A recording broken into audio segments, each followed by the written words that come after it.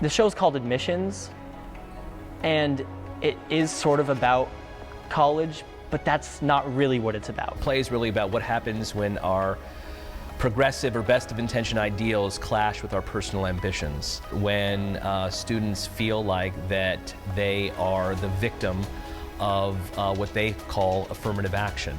I take 3 APs, he only takes 2, and maybe he did like 10 extra hours during stockings for care, but that doesn't get you into Yale. What happens when an admissions officer that has progressive ideals decides to use every bit of their white privilege they can to get their son into the school that he wants? She kind of has 2 roles in this show. She's the admissions officer, and she's kind of looking at it from that point of view, but she's also a mother, and she's really hurting for her son. We are going to be the very first high school in the country to get the rights to perform this play.